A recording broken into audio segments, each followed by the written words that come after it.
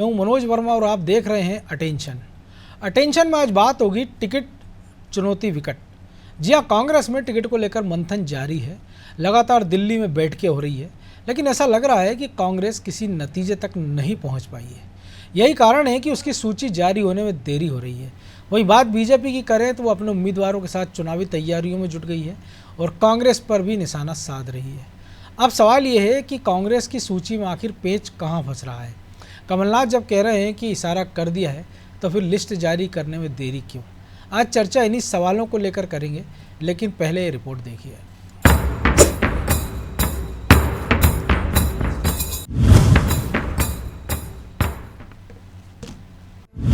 कांग्रेस में अब मंथन भारी, टिकट की कब आएगी बारी? जी हाँ, ये सवाल मध्य प्रदेश के सियासी गलियारों में चर्चा का विषय बना हुआ है।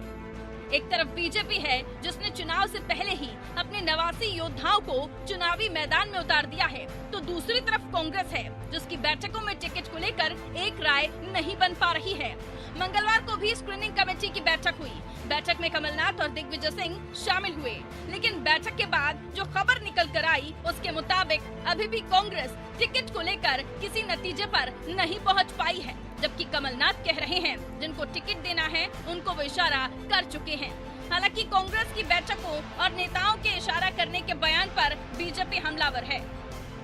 कांग्रेस ने बड़े बड़े दावे किए थे कि इस बार हमारी चुनाव की प्रत्याशियों की सूची हम 6 महीने पहले जारी कर देंगे, हमने प्रभारी भेज दिए, हमारे सर्वे का काम हो गया, लेकिन अभी तक सूची के पते नहीं, सूची तो दूर पैनल के पते नहीं। वहीं भाजपा ने अपनी 3 सूची जारी कर दी है, 79 प्रत्याशी घोषित कर दी है, अगली सूची भी भाजपा जल्द जारी करने वाली। और कांग्रेस के पते नहीं, और कमलनाथ जी अब नई बात कह रहे हैं कि हमने संकेत दे दिए, इशारा कर दिया है।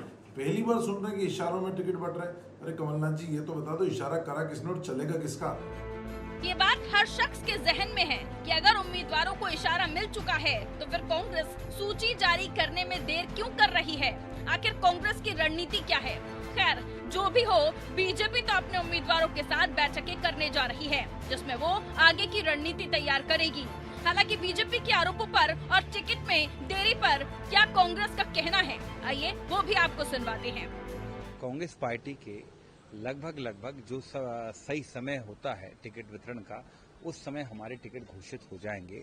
भारतीय जनता पार्टी ने अपनी अंदरूनी कलह को देखते हुए, हार को भांपते हुए, आपने देखा कैसे प्रत्याशी उतारे। कांग्रेस पार्टी की जो लिस्ट है, जो प्रत्याशियों की सूची है, वो लगभग तैयार है और सही समय पर, जैसे हमारी सूची पहले भी आती रही है, मंथन चल रहा है, बैठकें चल रही हैं, हमारी सूची बहुत जल्द आ जाएगी।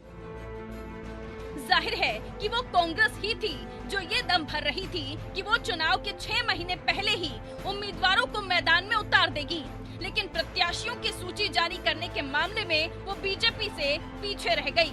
हालांकि कांग्रेस में टिकट को लेकर मंथन तो खूब हो रहा है, लेकिन अब इस मंथन में उम्मीदवारों को लेकर जो पेच फंसा हुआ है वो कब तक निकलेगा ये कहना मुश्किल है। ब्यूरो रिपोर्ट, अनादि टीवी।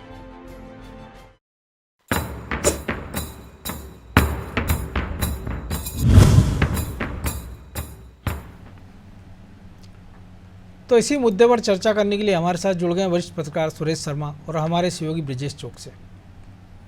वो स्वागत है शर्मा जी आपका। और कांग्रेस भले ही कह रही है कि कमलनाथ ने इशारा कर दिया है कि किनको टिकट मिलेगा, लेकिन ऐसा लग रहा है ये मंथन हुआ बैठकें और सूची में देरी को देखते हुए कि एक इशारा शायद कमलनाथ को भी है, और यही कारण है कि सूची में देर पे देर हो रही है कि जो कुछ करना है वो अकेले उनको नहीं करना है, पूरी एक कोर टीम निर्णय लेगी, जिसमें दिल्ली का भी दखल होगा और कमलनाथ के विरोधियों का भी। मनोज जी, बहुत साफ शब्दों में एक बात है कि क्या आदरणीय कमलनाथ जी कांग्रेस से बड़े हो गए? यदि बड़े नहीं हैं तो वो इस तरह इशारेबाजी से पार्टी कैसे चला रहे? क्योंकि किसी भी राजनीतिक पार्टी का टिकट वितरण का अपना एक तरीका होता है। भाजपा में चुनाव समिति बैठती है, कांग्रेस में स्क्रीनिंग कमेटी बैठती है, वो तय करते हैं। नेता जो है अपनी तरफ से लिस्ट बना के देते हैं, पैनल बना के देते हैं या सिंगल नाम भेजते हैं। मोहर जो है वो हमेशा केंद्रीय चुनाव समिति की लगती है। लेकिन यहाँ तो बड़ा अजीब घटनाक्रम देखने में आ रहा है कि यदि किसी को मुख्यमंत्री घोषित होना है, खुद हो जाते हैं, किसी को सूची जारी करना है तो कह देते हैं मैंने तो इशारा कर दिया है, जिनको लड़ाना उनको लड़ा लेंगे। आखिर पार्टी है क्या, किसकी है ये पार्टी? क्या खड़गे जी की अध्यक्षता वाली पार्टी है ये, या सोनिया गांधी जी, राहुल गांधी जी की ये गांधीवादी पार्टी जो है वो है क्या ये, या फिर कमलनाथ जी की कोई अलग से पार्टी है कि उन्होंने घोषणा कर दी और इशारा कर दिया और मालूम चला कि वही टिकट हो जाएंगे? बड़े नेता हैं, हो जाएंगे वही टिकट, लेकिन इतना आखिर ऐसा कहना क्या संदेश देता है? इसका मतलब ये हुआ कि पूरी की पूरी पार्टी कमलनाथ जी की जेब में रखी हुई है। ये बिल्कुल साफ है उनके सेंटेंस से। आमतौर से ये देखिए कि कोई भी व्यक्ति, जैसे मान लो बीजेपी में नड्डा जी से आप पूछेंगे तो वो ये कहेगा चुनाव समिति तय करेगी, जो निर्णय होगा वो हम सूची जारी करेंगे, मैं जारी करूंगा ऐसा नहीं कहेगा भाजपा अध्यक्ष। प्रधानमंत्री जी से आप पूछ लीजिए, प्रधानमंत्री जी, अमित शाह जी सब यही जवाब देंगे, शिवराज जी और बीडी शर्मा जी भी यही जवाब देंगे। लेकिन पहली बार हमको ये लग रहा है कि कांग्रेस में मुख्यमंत्री भी तय होता है तो भोपाल में ही हो जाता है, और कांग्रेस में सूची बन जाती है वो भी भोपाल में, इशारे भी जो है भोपाल में हो जाते हैं। तो एक राजनीतिक पार्टी का एक बात तो ये मुझे ध्यान में आ रही है जी। दूसरी मुझे ये आ रही है कि कांग्रेस की तरफ से ये कहा जा रहा है कि हमारी सूची बिल्कुल तैयार है। अभी आपने माननीय प्रवक्ता जो कांग्रेस के हैं उनसे आपने सुना होगा, तो उन्होंने कहा हमारी सूची तैयार है, फिर उसके बाद कह रहे हैं मंथन चल रहा है। जब तैयार है तो क्या मंथन चल रहे हैं? जब मंथन चल रहे हैं तो तैयार कहाँ से हो गई? और जब तैयार ही नहीं है तो 5-6 लोगों ने अपनी अपनी सूची बना के दे दी और उस पर मंथन चल रहा होगा कि कौन सा आखिर इसमें से किसको लेना है, किसकी सूची में से लेना है। फिर इशारा किसका कर दिया?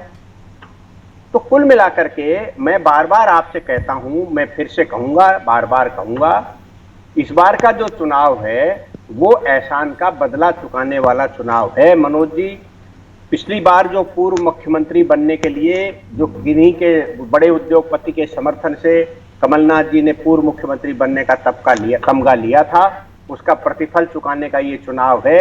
किसी भी व्यक्ति को आगे नहीं आने देंगे, वो अपने ऊपर ही सारी चीजें लेंगे और आखिर में जो परिणाम आएंगे वो आप और हम देखेंगे कि ये हो क्या गया। जी। आखिर में आप ये देखेंगे कि ये परिणाम जो है, सर्वे तो कुछ और कह रहे थे, ये क्या हो गया? आप देखिए, मैं आपके सामने फिर कह रहा हूं ये बात कि 2003 की तरह मध्य प्रदेश में 2023 का चुनाव भी हो रहा है और चुनाव परिणाम भी 2003 की भांति ही आने वाले हैं। तो ब्रजेश जी, 3 में सब कुछ दिग्विजय सिंह थे और 23 में सब कुछ कमलनाथ, तो ये तो नतीजे हो गए। लेकिन 2003 की कांग्रेस और 2023 की कांग्रेस में बहुत ज़मीन आसमान का अंतर है। छत्र भले वही हों, लेकिन जब हाईकमान का पावर कुछ और था और आज की मौजूदा स्थितियाँ कुछ और है। लेकिन बावजूद उसके कि अगर सर्वे की बात कर लें, कमलनाथ के बयान सुन लें, राहुल गांधी के दावे सुन लें कि हम तो 150 से ज़्यादा सीटें जीत रहे हैं, तमाम मुद्दे हैं, जातिगत जनगणना की बात हो, ओल्ड पेंशन हो, गारंटी वारंटी की बात हो रही हो, बावजूद उसके कि ठीक है कि बीजेपी ने तो कम से कम उन सीटों पर उम्मीदवार घोषित करने में जल्दबाजी करी सही, या अपना दम दिखाई दिया, भले उसको अपने 8 बड़े नेताओं को मैदान में उतारना पड़ा, 3 केंद्रीय मंत्री, 4 सांसद, 1 राष्ट्रीय महासचिव। लेकिन कांग्रेस तो जिस 66 सीटों की बात कर रही थी कि 6 महीने पहले हम उम्मीदवार घोषित कर देंगे, और अब तो चुनाव में 6 सप्ताह के आसपास का वक्त बचा है, तब तक सूची जारी नहीं होना, किस और इशारा करता है? कोई रणनीति है कि बीजेपी की पहली जो 3 लिस्ट है, तीसरा जो सिंगल नाम था, उसके बाद वो रणनीति बदलना पड़ रही है, या तब कमलनाथ जो ये दम भर रहे थे तब के कांग्रेस आला कमान में और अब के कांग्रेस आला कमान में कुछ बदलाव आया है? क्योंकि सुर हमने देखा है कि सिंहदेव के भी ढीले पड़े हैं, सुर सचिन पायलट के भी मध्यम हुए हैं। देखिए, निश्चित तौर पर बदलाव तो आया है। बदलाव तो हमने राजस्थान और छत्तीसगढ़ के अलावा मध्य प्रदेश में भी देखा है कि किस तरह से कमेटी में अरुण यादव आ गए हैं, किस तरह से अजय सिंह राहुल भैया आ गए हैं, किस तरह से सुरेश पचौरी आ गए, जो कभी और जो नहीं है जीतू पटवारी, उनको भी बुला लिया जीतू पटवारी। तो आप देखिए कि जो लोग कभी कमलनाथ के खिलाफ बोल रहे थे, उनके टिकट कट रहे थे, जो खिलाफत कर रहे थे, यदि पार्टी में कोई निर्णय हुआ है तो उनको पार्टी से बाहर कर दिया गया था, लेकिन वो भी पार्टी के अंदर आ गए। खिलाफत करने वालों को भी बराबर की कुर्सी दे दी गई है कि आप भी निर्णायक टीम में शामिल हो गए। तो सूची जारी करना इतना आसान नहीं है कांग्रेस में। कांग्रेस में भले ही एक नेता के नेतृत्व में मध्य प्रदेश में चुनाव हो रहे हों, लेकिन अंदर खाने सब ठीक नहीं है। कमलनाथ के खिलाफत भी होगी और टिकट को लेकर भी विवाद होगा, क्योंकि कोई भी छत्रा, भले ही सिंधिया जी के जाने के बाद अरुण यादव भी सिर्फ घर बैठे नहीं रह सकते, अपना राजनीतिक कैरियर और जो बड़े नेता का तमगा जो उनको मिला है वो ऐसे ही नहीं जाने देंगे। क्या दिग्विजय सिंह ऐसा जाने देंगे, ऐसा होने देंगे कि जहाँ चाहे वहाँ कमलनाथ जी? और कमलनाथ जी भले ही मध्य प्रदेश के पूर्व मुख्यमंत्री रह चुके हों 15 माह, वो प्रदेश अध्यक्ष हों लगातार, लेकिन आज भी यदि वो अपनी मन मर्जी से यदि टिकट देंगे ना मनोज जी, तो कांग्रेस का जो शर्मा जी कह रहे हैं ना, उससे भी बुरा हाल हो जाएगा। क्योंकि आपके पास उम्मीदवार आपके अपने हैं कहाँ? कुछ जगह पर, कुछ सीटों पे जिनको आप लगातार उम्मीदवार बनाते रहो, लगातार टिकट दिलाते रहो। इसके बाद दिग्विजय सिंह के समर्थक हैं, सुरेश पचौरी के समर्थक भी हैं, भले ही वो हाशिए पे हों या वो एक चुनाव भी ना जीते हों, अरुण यादव के समर्थक हैं। तो आपको सबको साथ कर ले चलना पड़ेगा, तब कहीं जाकर आप सफलता हासिल कर पाएंगे। और मुझे लगता है कि एक वजह तो ये है कि सबकी सहमति से निर्णय होंगे और इस वजह से आप टिकट डिक्लेयर नहीं कर पा रहे हो। दूसरी, हमने देखा है कि किस तरह से लोगों के, यदि ये क्षेत्रीय छत्रपों का ही तो असर होगा कि जिला अध्यक्ष ने, जिले की कमेटी ने अलग नाम भेजे हैं, प्रदेश की कमेटी ने अलग नाम भेज दिए हैं।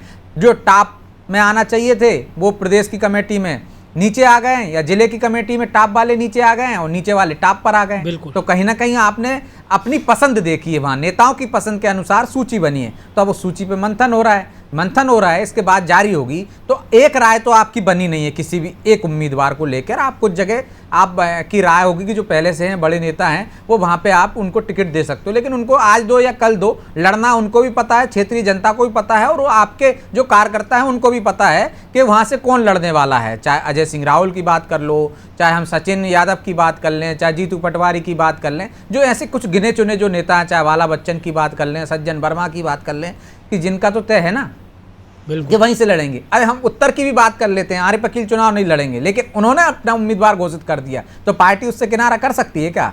निश्चित तौर पर नहीं कर सकती। आपके पास विकल्प नहीं है कि आप उनको, उनकी बात को, तो उन्होंने तो सार्वजनिक मंच से कह दिया कि मेरा उत्तराधिकारी कौन रहेगा, तो पार्टी को उसी को टिकट देना पड़ेगा। दक्षिण पश्चिम से पीसी शर्मा यही बात कर रहे हैं, इंदौर एक से संजय शुक्ला यही बात कर रहे हैं। कांग्रेस की बहुत सारी मजबूरियां हैं। दूसरी, वो ये चाहती है कि यदि वहां पे यदि उसने कुछ मनमर्जी की है, सर्वे के आधार पर कमलनाथ ने दिए, तो भगदड़ बीजेपी में नहीं दिख रही है, भगदड़ उससे ज़्यादा कांग्रेस में दिखेगी। और इसके साथ साथ एक वजह यह भी है कि वो इंतजार कर रहे हैं कि बीजेपी तेजी से सूची जारी कर रही है, तो ज़्यादा से ज़्यादा उसके उम्मीदवार घोषित हो जाएं। जहाँ पे संभावना है, उनको लग रहा है बगावत के, वहाँ पे ऑफर दे दें। जहाँ पे उनके पास मजबूत उम्मीदवार नहीं है, वहाँ पे वो दूसरे दलों से आए हुए नाराज लोगों को उम्मीदवार बना दें। तो ये सारी चीज़ें हैं, मुझे लगता है इस वजह से देरी हो रही कांग्रेस की सूची में, और अभी भी कोई उम्मीद नहीं। मुझे लगता है आचार संहिता के बाद ही उनकी सूची आएगी। तो शर्मा जी, सूची तब आएगी, लेकिन एक और चीज़ भी हम देख रहे हैं कि रणदीप सिंह सुरजेवाला हो, तमाम दिग्गज नेता हों, और जब वो भोपाल में डेरा रहते हैं तब तक तो ठीक है, लेकिन वो जैसे दिल्ली में जाते हैं कि चुनाव कमेटी की बैठक या तमाम सारे मुद्दे, तो वहाँ से प्रवक्ता मध्य प्रदेश के दौरे पर जाते हैं और वो सारे मुद्दे वो उठा रहे हैं। चाहे वो मेट्रो रेल का मुद्दा हो, कि जो लोकल कांग्रेसी नेताओं को उठाना चाहिए था, लेकिन वो देख रहे हैं कि इनका होमवर्क नहीं, कि पहले रागिनी नायक आ जाती है, अब सुरेंद्र सिंह आज प्रेस कॉन्फ्रेंस कर लेते हैं। तो इन मुद्दों को भी लेकर शायद दिल्ली समझ रही है कि आखिर कहाँ चूक हो रही है, या क्या जो आपने इशारा किया था कि दोस्ती निभाई जा रही है। तो ये मॉनिटरिंग भी, क्योंकि हालांकि पहली बार नहीं, हमने देखा था पिछले चुनाव में प्रियंका चतुर्वेदी जो अब शिवसेना की सांसद है राज्यसभा में, उन्होंने मोर्चा संभाल रखा था, लेकिन वो बड़े इशू पर बात होती थी, और जब केंद्र के जो बड़े नेता बैठते थे उसके साथ मंच पर होते थे, कि कमलनाथ होते थे, दिग्विजय सिंह होते थे, तब वो अपनी बात रखी जाती थी। लेकिन अभी हम देख रहे हैं कि कोई बड़ा नेता मौजूद नहीं, इसके बाद प्रवक्ता प्रेस कॉन्फ्रेंस ले रहे हैं और वो छोटे छोटे लेकोल इशू पर बात कर रहे हैं। अगर भोपाल में गणेश विसर्जन की दौरान, झांकी विसर्जन के दौरान एक युवक की हत्या हो जाती है, तो बजाय स्थानीय नेताओं की रागिनी नायक उस पीड़ित परिवार से मिलने चली जाती है। ये किस ओर इशारा कर रही रणनीति? नहीं, देखिए, एक तो मनोज जी होता है कि संगठन जो है अपनी नीतिगत दृष्टिकोण से कोई भी योजना बना करके उस पर आगे बढ़े, तो ये तो किसी भी संगठन को अपनी रणनीति बनाने का अधिकार है। यदि संगठन ने ये तय करा है कि मध्य प्रदेश के जो प्रवक्ता हैं वो गाली गलौज करके इतने एक्सपोज हो चुके हैं कि अभी हमें नए लेकर के आना चाहिए, तो ये एक विषय हाईकमान का निर्णय हो सकता है। लेकिन जिनको लाया गया है उनमें आधे से ज्यादा तो वही है जो टीवी चैनलों पर बैठ करके बदतमीजियां करते हैं। भाई, आप तर्क नहीं दे रहे हो, बदतमीजी कर रहे हो, किसी का अपमान कर रहे हो, तो ऐसा बोलने वाले व्यक्तियों की संख्या जो हो रही है वो ये हो रही है। लेकिन इसके साथ ये भी आपके कथनानुसार ये संदेश जा रहा है कि ये जो लोग हैं जो आए हैं, ये इतना हस्तक्षेप कर रहे हैं कि प्रादेशिक नेताओं का तो वजूद ही पर सवाल। बिल्कुल, मैं यही जानना चाह रहा था कि ये क्या हो रहा है। सीधे सीधे सवालिया निशान है। यदि भोपाल में कोई घटना होती है तो पीसी शर्मा साहब को जाना चाहिए, जो यहाँ के सबसे बड़े नेता हैं कांग्रेस के, या फिर कमलनाथ जी स्वयं हैं यहाँ, उनको जाना चाहिए, या कमलनाथ जी अपना किसी प्रतिनिधि ने। आरिफ वकील है, आरिफ मसूद है, उनके जिला अध्यक्ष हैं, पार्षद हैं, आरिफ मसूद साहब, देखिए आरिफ मसूद साहब जो काम कर रहे हैं वो तो मुझे लगता है देश का कोई नेता नहीं कर रहा। मैं तो बड़ी प्रशंसा करता हूं उनकी। उनने मुस्लिम समाज को मध्य प्रदेश में ये समझाने में कामयाब हो गए हैं कि कांग्रेस हिंदू पैटर्न पर चुनाव लड़ेगी, जितने हिंदू वोट काटे जाएंगे उतने काटे जाएंगे। मुस्लिम समाज के लोगों, आप इस बात को लेकर के उत्तेजित मत हो। ये आरिफ मसूद साहब ने पूरे मुस्लिम समुदाय को समझा लिया है कि आप जो है, आपको नाराज होने की जरूरत नहीं है। कमलनाथ का जो है चोला देख करके आप नाराज मत हो जाइए। महाभारत राम, ये जो कथाएं की जा रही हैं, इन कथाओं से आप भ्रमित मत होइए। हम कांग्रेस वही है जो हुआ करती थी, केवल हिंदुओं में भ्रम डाल करके उनके वोट लेने की राजनीति कर रहे हैं। इस मामले में आरिफ मसूद साहब सक्सेस हो गए। उन्होंने जो है, क्योंकि आप देख लो, एक भी चू नहीं बोलते। पहले क्या होता था, गणेश जी का पटाखा फूट जाता था तो कांग्रेस के मुस्लिम लीडरशिप खड़ी हो जाती थी। आज कोई नहीं बोल रहा, सब चुपचाप बैठे हैं। लेकिन अजीज कुरैशी तो पानी पीपे का कोसते हैं ना। नहीं, अजीज कुरैशी मुस्लिम प्रतिनिधित्व तो नहीं है। आरिफ वकील साहब, आरिफ मसूद साहब, ये इस समय जो है मुस्लिम प्रतिनिधित्व कर रहे हैं। उनका तो पुराने जमाने के बीती बात हो गई, जिनको उनके घर से बाहर न सुनते हो। ये एक जमाने के नेता थे, वो बड़े पदों पर रहे हैं, उनका सम्मान है।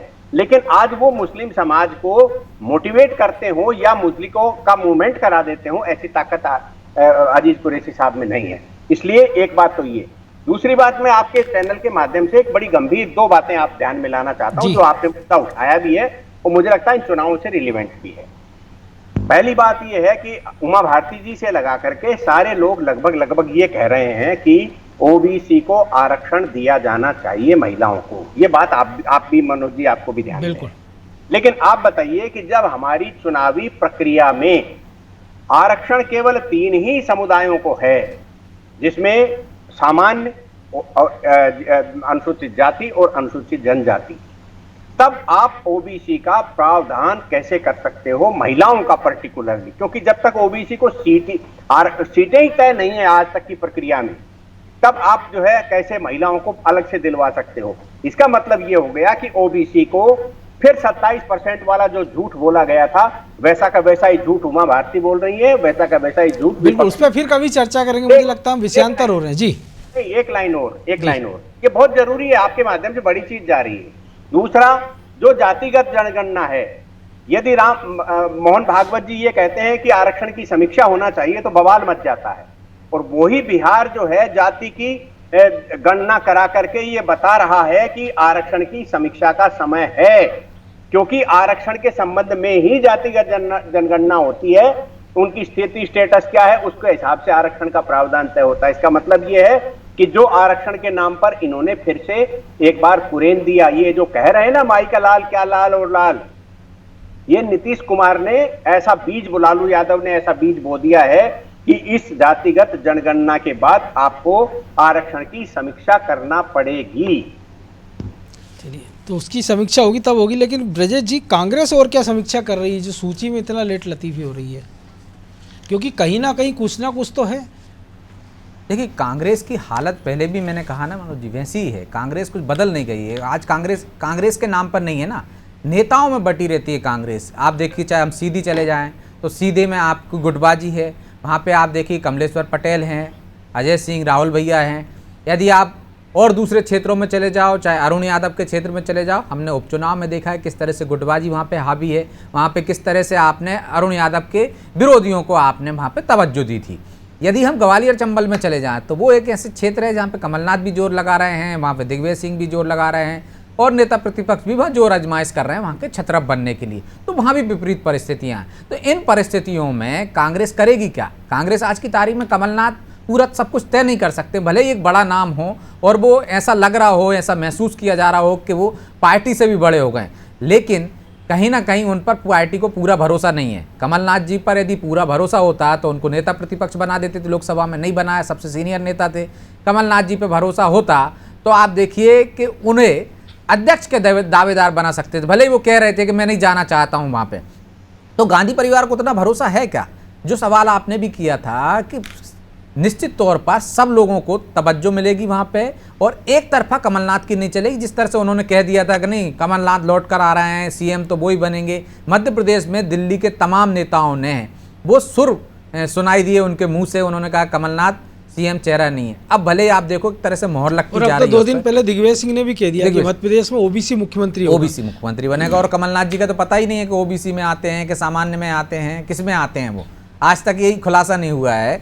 और आप देखिए कि अब ओबीसी की राजनीति कर रहे हैं, तो आप कहीं ना कहीं जो गड़बड़ घोटाला है सूची में आने में देरी। हमने देखा पिछली बार तो चुनाव के समय पर, मतलब आखिरी तारीख रहती है पर्चा भरने की, तब कांग्रेस सूची जारी कर पाती है।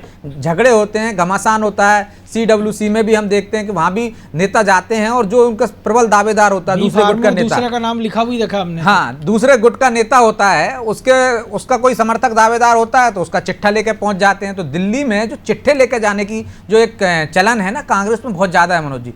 यहाँ से टिकट तय हो जाता है, आप देखिए कि सीडब्ल्यूसी को पहुंच जाता है, लेकिन वहां से भी कट जाता है। ये मैंने कई मतलब मुझे पता है कि इस तरह से पिछली बार भी मैंने देखा कैसे नाम कटे हैं लोगों के।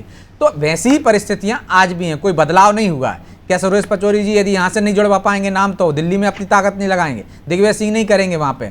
आप देखिए अब जो आपने कमेटी में बना दी है वो लोग नहीं बोलेंगे क्या अरुण यादव वैसे ही छोड़ देंगे कि वो दिल्ली तक नहीं जाएंगे कि इस व्यक्ति को टिकट नहीं मिलना चाहिए, इसको मिलना चाहिए? क्या शेरा के मामले में टिकट फाइनल हो जाएगा क्या? मान लीजिए यदि शेरा को भी नहीं तो यदि लोकसभा में आपने इसको उम्मीदवार बनाया था, यदि वो विधानसभा लड़ना चाहता है तो क्या तय हो जाने देंगे अरुण यादव? तो बहुत सारी दिक्कतें हैं कांग्रेस में, इतना आसान नहीं है जो दिख रहा है कि कमलनाथ के नेतृत्व में सब एकजुट हो गए हैं। एकजुटता की बात कहना अलग बात है, ये तो कांग्रेस के नेता पहले भी कहते रहे हैं। 2008 में भी हमने देखा एक मंच पर आ गए थे, उसी मंच पर सीएम को लेकर झगड़ा हो गया था। तो आप देखिए कोई वो नहीं है। चाहे जो राहुल की टीम के करीबी लोग हैं वो निश्चित तौर पर राहुल गांधी से सोर्स लगवा रहे होंगे, और जो अन्य नेता हैं जो उनके समर्थक हैं उनके माध्यम से प्रयास रहते होंगे। तो ये सूचना दे दी, कह दिया, मुझे लगता है ये कहने के बाद भी टिकट कट सकता है। यदि कांग्रेस के नेता भी जानते हैं कि यदि कमलनाथ ने किसी को इशारा कर दिया होगा तो वो प्रचार करने नहीं जुट गया होगा, उसको अभी भी तबका होगा कि मालूम है कि मिलेगा कि नहीं मिलेगा, कौन अड़ंगा लगा देगा। तो बहुत सारी परिस्थितियां हैं, इस वजह से सूची में लेट हो रहे हैं। और मुझे लगता है कि आखिरी में कांग्रेस की सूची आएगी, बीजेपी की तो तमाम सूची आ जाएंगी, इसके बाद में ही आएगी, क्योंकि उनके पास वो डर नहीं है जो डर तो बैठक करके अब जो 39 जो दूसरी और तीसरी लिस्ट के उम्मीदवार हैं उनको प्रशिक्षण देने का काम करने लगी है। हाँ, तो हम देख रहे थे ना पहले कांग्रेस आगे निकलती दिख रही थी बहुत सारी रणनीति में। हम ये देख रहे थे कि कांग्रेस पहले तो तैयारियां नहीं करती, 6 महीने पहले आती है चुनाव में और चुनाव की तैयारियां करती है और चुनाव मैदान में कूद जाती है। लेकिन इस बार हम देख रहे हैं कि लगातार बैठ के कर रहे हैं कमलनाथ, मंडलम की, सेक्टर की और समितियों की जो उनके अनुषंगिक संगठन है उनकी बैठकें कर रहे हैं, और जो दावे कर रहे थे 6 महीने पहले हम सूची जारी कर देंगे, लेकिन अब देखिए पिछड़ती जा रही है वो बीजेपी से लगातार। बीजेपी उससे कई गुना आगे निकल गई, चाहे उम्मीदवार बनाने में, चाहे माहौल बनाने में, या उनके जो मुद्दे थे उन मुद्दों को पंचर करने में। और चूंकि मामला विधानसभा टिकट का है इसलिए पेच है, वरना तो हम देख रहे हैं आजकल पिक्चरों के जैसे हाल देख रहे हैं कि बाय वन गेट टिकट बेटे जा रहे हैं क्योंकि पिक्चर सुपरहिट करानी है। बहरहाल अब समय की कमी है, चर्चा को विराम देना होगा। बहुत धन्यवाद शर्मा जी। तो निश्चित तौर पर टिकटों को लेकर मारामारी है और ये पहली बार नहीं है, कांग्रेस में से किस्से हमने तमाम देखे हैं, लेकिन बावजूद उसके कि कांग्रेस ने पिछली हारों से सबक नहीं लिया है। उपचुनाव में हमने देखा था कि जब कांग्रेस को पता था कि 2 दर्जन सीटों पर उपचुनाव होना है तब भी उसने अपने प्रत्याशी पहले घोषित नहीं किए थे। 66 सीटों का ढिंडोरा 6 महीने से ज़्यादा वक्त से पीटा जा रहा है कि यहाँ पार्टी उम्मीदवार घोषित कर देंगे, लेकिन वो भी नहीं हो पा रहा है। तो जाहिर सी बात है कि एक और कहावत है कि ज़्यादा जोगी मठ उजाड़, क्या कांग्रेस उसी दौर से तो नहीं गुजर रही है? अटेंशन में आज इतना ही, मुझे दीजिए इजाज़त और आप देखते रहिए अनादि टीवी। नमस्कार।